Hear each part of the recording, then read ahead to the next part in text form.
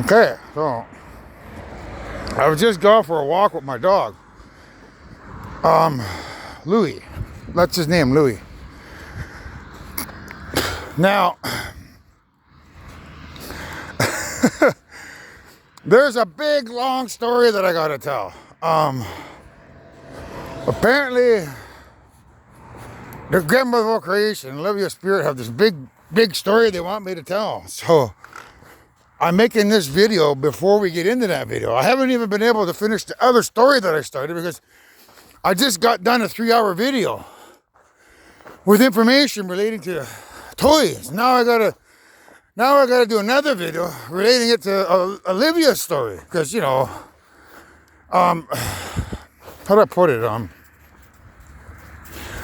I'm having all this story, and if you've been watching this from the beginning, you've seen the clues, but apparently they want to show you more clues. So they want to show the power of spirit or the power of radio. That's a song by Rush, The Spirit of Radio, which connects back to Radio Gaga by Queen. So although I'm not including those in the video here, maybe if I can remember to put them in their video, I'll put them in there. But this video I'm making so that when you can see the pictures of Louis, in the still shots that I've taken while going for a walk with the radio on, you can be rest assured that, yeah, I am going for a walk with him. I've taken him for a walk all the way down the highway there. Like, way down there. We went for a walk way down there, past that sign over there. Now we're coming back. So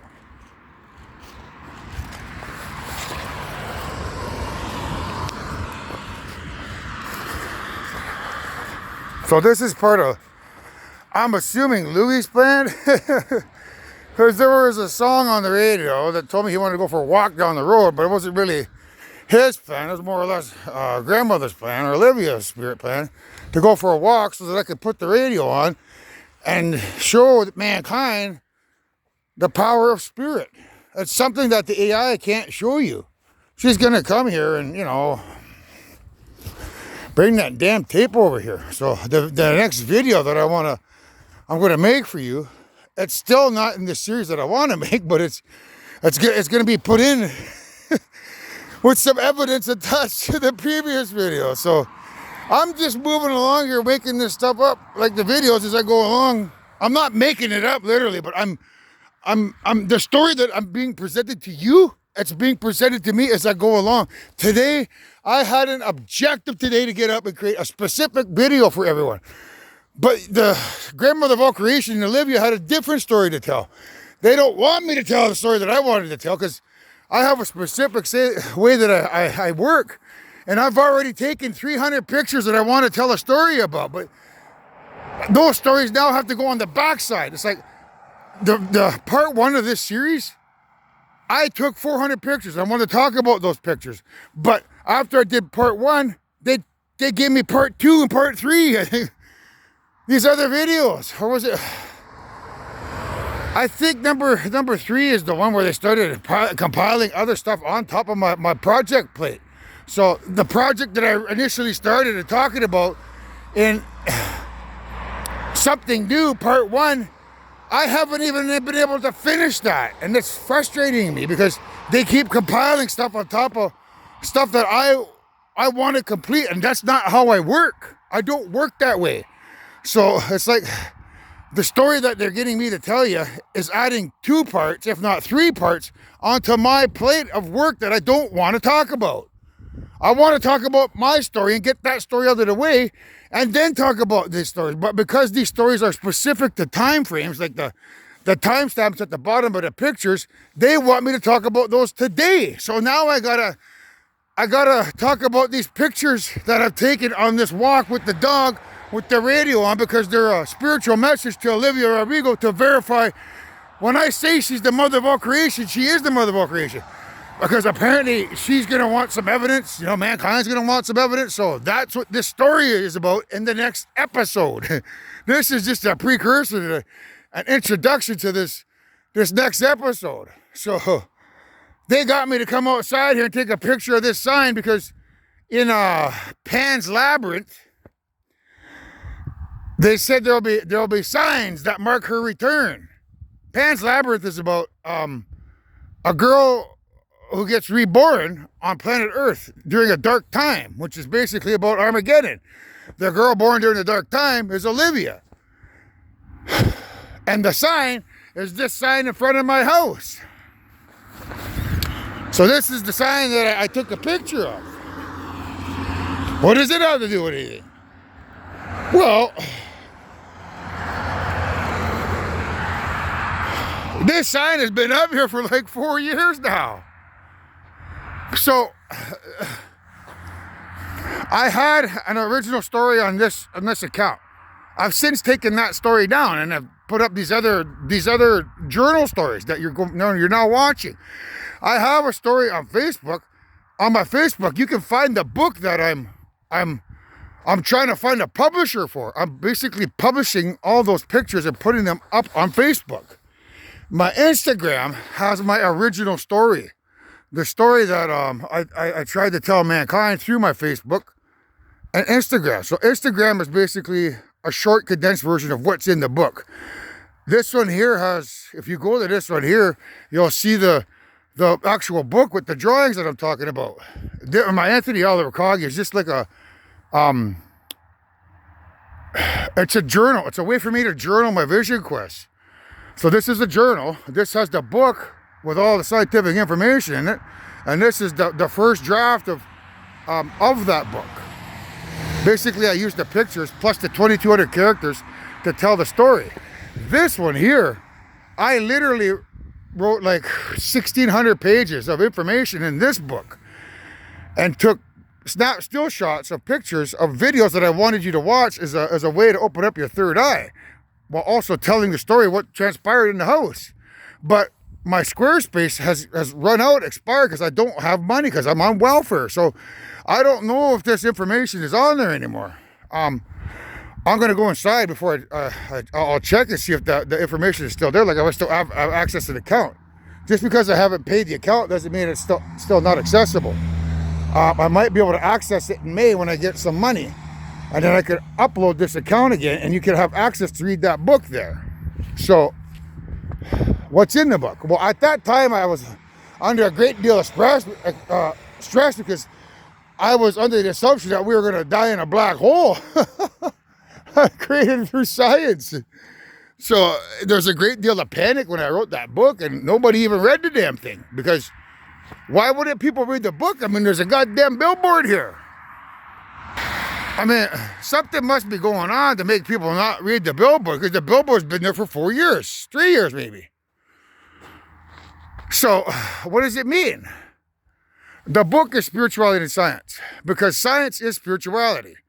What's the incredible scientific spiritual discovery? Well, the science in my book is that when you have your third eye awakened up, there's a discovery that Native Americans are the creators, and that this place is a bad place created by bad people. So the book that I wrote here, and these here were designed, if you access them, you listen to what I have to say, you learn, and then you awaken your third eye and you change spiritually. Like, change in terms of when you have your third eye open and you know how creation came to be in the story of good and evil, and you watch the power of spirit, meaning you listen to what I have to say, it opens your third eye in a way that has never been opened before. There's people out there that know of the third eye, they talk of the third eye, like they know what they're talking about, and they say, you know, the third eye is this, the third eye is that. But when you listen to me, if you read my book, if you went over to here, read the book, learned about science, everything I have to say, and then come back to this channel here, listen to what I have to say about these spiritual subliminal clues, that's what opens up your third eye, and it's what changes your third eye. So when you're awake, you know the difference between good and evil. That's in the Bible, I believe. That's why they didn't want Eve to eat the fruit, because Eve would know good and evil just like God. So when you have your third eye open, you can see the difference between good and evil. But these aliens, when they come here, they have this tape that they want to bring here to discredit my name. I was a quick teaching lesson. People who made. So, spirituality, that's the universe of the brain. Then there's the universe in the lungs, that are air. There's one in the heart, which is health. There's one in the stomach, which is fire. One in the liver, which is life. One in the intestines, which is earth. And one in the bladder, which is water. And one in the sex organ, which is love. So those are what they're called chakras. They're chakras because that single atom in each of those 8 locations in the body houses all creation. So the black holes that are the supermassive black holes at the center of each galaxy, and the smaller black holes under the suns, and the black holes at the center of the Earth, and the black holes in the moons, and the visible electromagnetic radiation, that's what a chakra is. So the 8 atoms in our spinal cords, people call a spiraling vortex of energy. That spiraling vortex can be considered as a black hole. So these elements here, the 4 elements of air, fire, earth, and water, they have a mate, basically. So love and water go together, earth and life go together, fire and health go together, and air and spirituality go together. So these 8 elements here, air, health, fire, life, earth, water, love. The colors are the color of the rainbow. You want to know what light is? It's the 7 elements: air, health, fire, life, earth, water, love. When you mix those elements of the rainbow, the colors of visible white light, you get white light. That's why that's white up there. And that's the element spirituality. So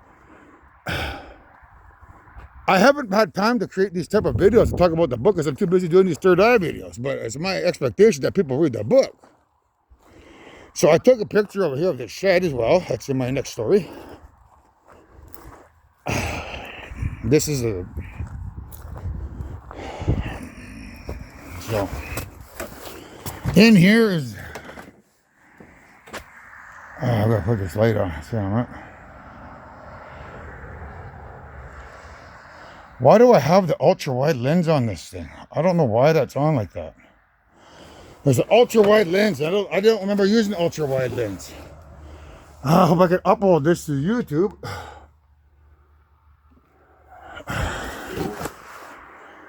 Anyhow, I can't see anything in here because of how dark it is. But oh my goodness gracious. And there's no lights in here. You see this here? You see that there? I don't know if you can see that. It's probably better if I'm out here. You might be able to see better this way. That's just another way of people that show me things. You can't see anything. So anyhow, if you can look in there, well, you can. Right there. You see that thing there? That's a coffee roasting machine. That's in my next story. So that coffee roasting machine,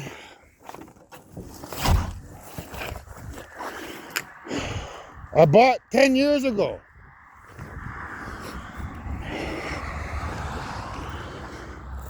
Ten years ago, I had a split from my spouse because she left me for another man. So that coffee roaster there, I ordered it before the split.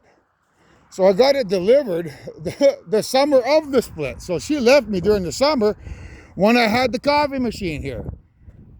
So being devastated as I was, I had to put that machine somewhere. My plan was to put it in the house to get it in the basement, but because it weighs 2,000 pounds, it's impossible to move it up those stairs because of how much it weighs. 2,000 pounds would break those stairs easily. So I had to build a shed and put it in there 10 years ago.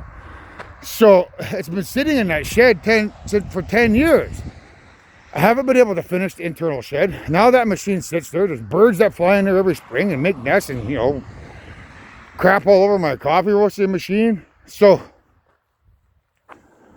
the During the split, I got into drugs and alcohol. That's what made me get into the crystal meth. And when we got back together, I carried on with that stuff. And then one day, all of a sudden, I woke up spiritually. I felt weird. When you listen to people and their experiences on that stuff, some people call it psychosis. I didn't call it psychosis because I knew something spiritually was happening to me. So I began journaling my stuff and telling my spouse, because we reconciled like 6 months after she left me. She came back. I had the coffee roasting machine up. But because I woke up spiritually, I couldn't fulfill my dream of roasting coffee. So I had to, that is put on hold. I can't finish that until I'm done saving the day here. It's frustrating. I should be a millionaire by now. There are no native coffee roasters, as far as I'm concerned, that roast coffee on an industrial scale. That's why I did the coffee roasting business, because I had a dream to open up a gas station back in the day when the finances were good. I wrote a business plan to start a gas station. So I got approval for that gas station. I got funding. I was going to borrow $50,000 off my mom to secure $150,000 money from a First Nation that was going to fund me to get $1.5 million to do the gas station. I was going to open up a gas station in the town next to the reserve. And then all of a sudden the housing market collapsed. I lost everything. So I had to start over from scratch. So I started looking up coffee roasting, because I went to a place in Southampton and they have a little roaster there. I enjoyed the flavor of that coffee. Best coffee I've ever had. Still is the best coffee I've ever had. And I researched coffee roasting machines. Coffee roasting machines, they're not cheap. They're like 30 grand, 40 grand. So I then did research about, well, is there any coffee roasters in Canada or America? I think there's 3 Native American coffee roasters in Canada, but they're not focused in terms of serving the First Nation clientele. They're focused on operating a cafe and selling the beans that they got there to the customers. Basically, it's like having a restaurant in a municipality where they sell the beans. That's not what I wanted to do. There are 625 or more reserves in Canada. Each of those reserves get free money from the government to buy their employees coffee, because I used to work on band building maintenance, and the band building maintenance was in charge of buying the coffee from their budget that they get from Canada to supply coffee to all those departments. And there's like, there's in our reserve, there's about 30, 40 departments, and they all drink coffee. So easily you do the mathematical equations on it, and you can figure out that, everybody's drinking a couple cups a day, times 300 employees. It's easily, I could probably make $1,000 a week profit from my reserve alone. So you times that by 600, but I'm not going to get all 600 clientele across Canada. But if I was to get, say, maybe 50 of them, 10 to 50, I'd be making 50 grand a week. Simply by getting them to buy my coffee beans and shipping it to them, and getting that free money that Canada gives to First Nations to buy coffee. So I could have been making 50 grand a week selling coffee 10 years ago. But no, I had to put that on hold to save all mankind. And that was just the beginning. That doesn't include the casinos in North America or the casinos in Canada that are First Nations. So if I was to get my foot in the door at a casino, I guarantee you I could have been a millionaire. The Hard Rock Cafe, for instance, which is owned by the Seminole Tribe of Florida, if I went and talked to them and said, I'm a Native American coffee roaster from Canada, I'd be really interested in getting a deal with your Hard Rock Casino and supply you coffee. I'd make you a great deal. And I'm sure because they make millions of dollars from their business of casinos and hotels, that I could have got with the Seminoles of Florida and got a contract deal with them to be their coffee suppliers for all their motels and all their Hard Rock cafes. That alone would have made me a millionaire. Now you add in all those other Native American casinos in America that don't have or don't buy coffee from their Native American coffee roasters, and I'd be sitting high on the hog. I probably would have been, I could be a billionaire by now is what I'm trying to tell you. But no, I'll put my dream on hold to save you guys. So, what's the moral of this story? The moral of the story is never give up on your dreams. Because after I lost the funding from the gas station, I didn't give up. I put on that song Miley Cyrus to climb to get me through my hard times. There was a sense of depression I went through after losing that. You know, the family celebrated for like a week. Like, yes, we're going to own a gas station. Then, oh, no, funding. No, we're not going to own a gas station. So I went through depression for a year. But then I listened to the Miley Cyrus song every time I was drinking, and I would gain inspiration from it. So I put on the Miley Cyrus song to climb so that I could achieve my dream. And I achieved my dream, but I haven't done it yet because I'm too busy trying to save the universe and save all mankind from a bunch of evil dumbass robots who've created COVID. COVID is designed to mutate with rabies, Ebola, and hantavirus because bats carry Ebola, bats carry hantavirus, and bats carry rabies, and they carry the COVID-19 virus. It was expected that if the mother, the original mother was to get pregnant, that the evil spirits would have been able to mutate that disease inside the bats to allow it to become a zombie plague, or the bats would have mutated it to have COVID mutate with rabies, Ebola, and hantavirus. Hantavirus is a disease of rodents that basically gets transferred through the air via their feces. So it would have become airborne. It'd be floating through the air. And then the Ebola makes you bleed out of every orifice you got. So you'd be bleeding out the eyes, bleeding out the ears, bleeding out the nose, bleeding out the mouth, bleeding out the rectum. And then you add rabies, you'd be foaming out the mouth, you'd be mad. So if that disease was allowed to mutate because of the original mother's pregnancy, we'd all be in danger because it's a biogenetically engineered virus designed to mutate through a pregnancy. But because we've taken those powers away from the original mother and have put grandmother inside of me, that virus can no longer mutate.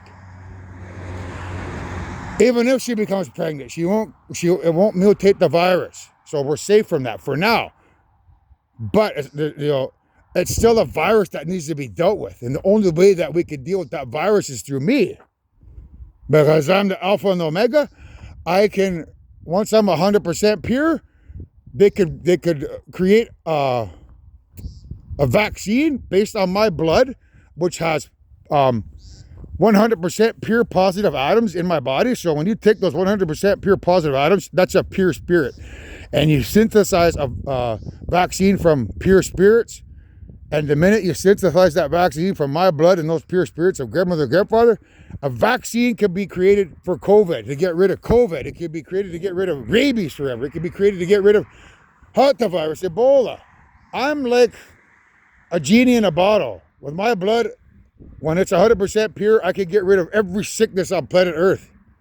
So I need to be afforded that opportunity. So when these clowns come here pretending to be your mom and dad, be a good, citizen and say, just relax. We understand you say you're this or that, but please go wait on the moon because we want to give this guy an opportunity to present his court case before you present your prosecution. We're going to listen to the defense first. Then you can come here in front of everybody on planet Earth. We'll broadcast the proceedings. Then you can present your prosecution. But until then, we're going to listen to the defense first. So I need that opportunity to create a vaccine from my 100% pure blood that has grandmother and grandfather, so I can cure all the sicknesses around planet Earth that they created. All the sicknesses have been created because of these guys synthesizing them in a lab and then bringing them over here and launching them upon mankind. Now, because people don't know how coffee got its name,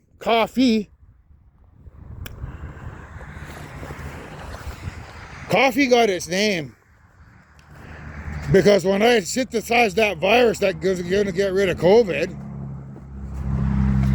and anything else that I can get rid of, with my 100% pure spiritual blood that has grandmother and grandfather inside.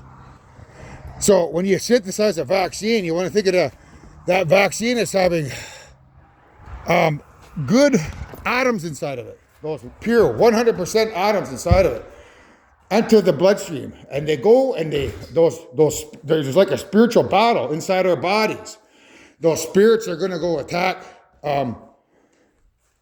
everything that's bad in the virus. So the spirits of that vaccine would go in and would attack the evil spirits or the evil atoms. There'd be a fight at the atomic level between good and evil. So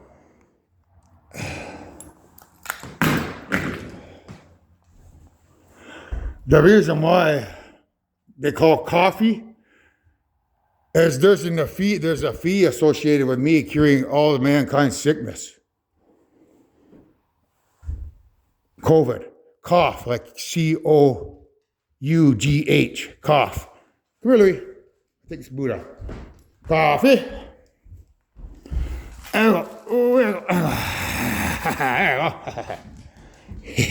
So the fee or the FEE associated with the COUGH, cough, fee, is that I'm the only person on planet Earth that's going to be allowed to roast coffee.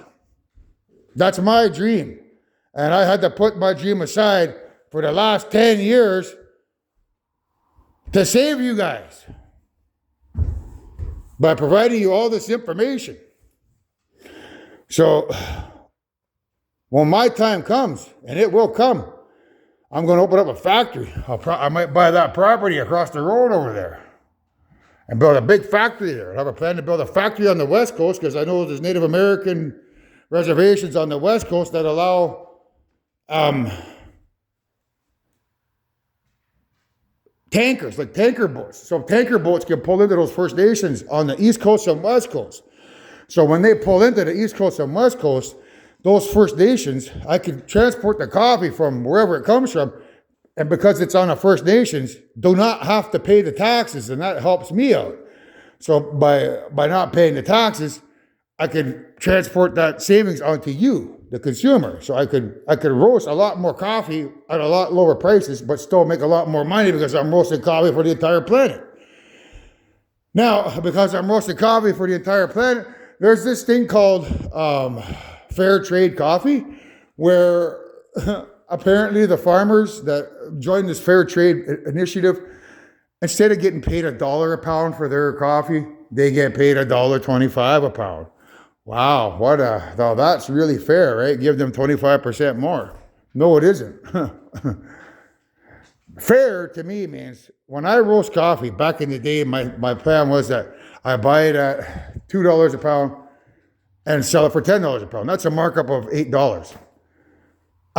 Then I pay my finances. That would have been about 50% of that markup. So I would have made $4, basically, back in the day. $4 off of buying the coffee, profit. So if I have to pay the farmer $2 for his beans, and I'm making $4, then fair trade to me means, as the buyer of that coffee, I should give that coffee farmer an extra $1. So I'd make $3 and he'd make $3. Now to me, that's fair trade. So when I begin roasting coffee world, you can be rest assured that when I'm paying those farmers for their beans, and I've seen the price of beans now, they're up around $10. I think it's, when you buy coffee, it's like $17 a pound now. So it's been quite a while. So let's just say the farmers now, if they're getting paid $2 a pound, $2.50 a pound for their beans, whatever I make in terms of profit, if I'm making $17, if I'm making $10 a pound now, I split that down the center. Let's say I make $15 a pound, and the farmers only made $2.50. Well, I split my 15, but because I'm already giving them $2.50, that comes out my finances. So, let's say the farmer's getting $5 a pound for his beans. I'm making 15. So therefore, there's $20 involved in the entire situation. Basically, I'd make $10. The farmer would make $10. Now that's fair trade. 50% down the line. So when you begin watching this world, You can be rest assured that you farmers out there that are getting paid, $2 a pound for your beans down wherever you're working in those third world countries, when you start working with me, whatever I make at the top of the line, if it's 20 bucks a pound from the world, you're going to get half of that. Let's just put it that way. That's the easiest way. That's fair trade.